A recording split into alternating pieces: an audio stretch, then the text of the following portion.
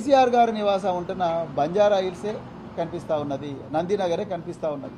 అక్కడ గోడకు అంటించి వచ్చిండ్రు. ఇంతకన్నా దుర్మార్గమైన కక్షపూరిత రాజకీయం ఏమన్నా ఉంటుందా? ఒకసారి తెలంగాణ ప్రజలు ఆలోచించాలి. నేను దాంట్లో లీగల్ పాయింట్స్ కూడా చెప్తాను, ఎందుకు నోటీస్ అంచడం తప్పనేది.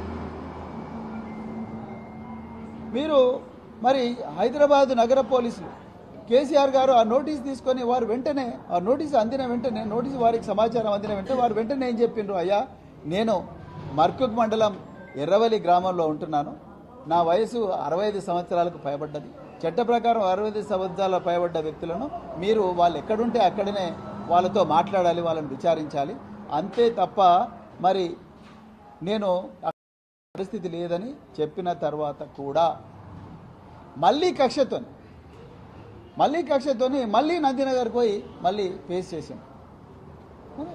ఒక లీడర్ ఆఫ్ అపోజిషన్, తెలంగాణ తొలి ముఖ్యమంత్రి, ప్రతిపక్ష పార్టీ నాయకులు, మీ మంత్రులే పోయి వారింటికి పోయి అడ్మిటేషన్ కార్డులు ఇస్తారు, కానీ మీకు మాత్రం నందినగరే కనిపిస్తున్నది, ఈ మర్కుకు రావడానికి మీకు ఇష్టం లేదు.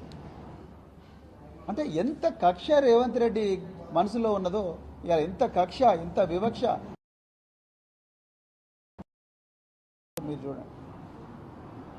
మీరు కేసీఆర్ గారికి ఇచ్చిన నోటీసులో హైదరాబాద్ నగర పోలీసులు ఏమంటున్నారు, మా అఫీషియల్ రికార్డ్స్ ప్రకారము, మీ ఎలక్షన్ అఫిడవిట్ ప్రకారము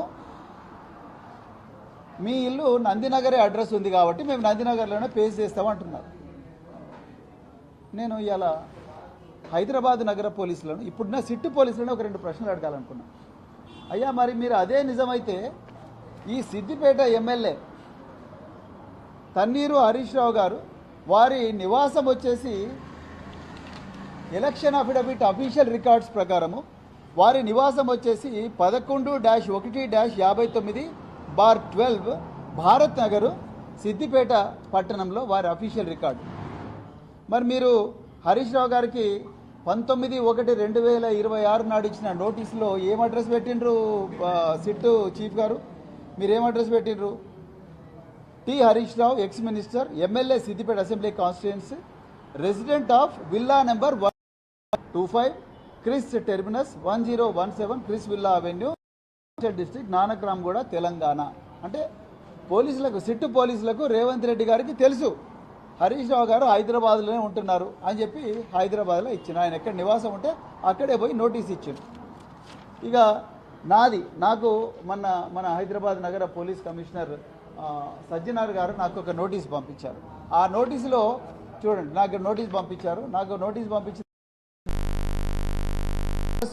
504 స్నేహిత హిల్స్ అపార్ట్మెంట్, పేరం చెరువు అని చెప్పి నార్సింగి అడ్రస్ ఇచ్చి, నార్సింగ్ అడ్రస్తో వారు నోటీస్ పంపించారు. కానీ నా ఎలక్షన్ అఫిడవిట్ ప్రకారము నా అడ్రస్ వచ్చేసి నేను సిర్పూర్ కాగజ్ నగర్లో ఉంటున్నట్టుగా, నేను 2023 ఎలక్షన్ అఫీషియల్ రికార్డ్స్లో సిర్పూర్ కాగజ్ నగర్, ఇప్పుడు సిర్పూర్ కాగజ్ నగర్లో ఉంటున్నట్టుగా చూపించారు. ఇలా రేవంత్ రెడ్డి గారు అన్నిటికన్నా మరి చూడు, అక్కడ 2 హరీష్ రావు గారికి ఇచ్చిన నోటీసులనేమో వారి అడ్రస్ వచ్చేసి సిద్దిపేటలో ఉంటుంది, వారికి ఇచ్చిందేమో హైదరాబాద్లో నానక్రామ్గూడ నివాసంలో ఇచ్చారు.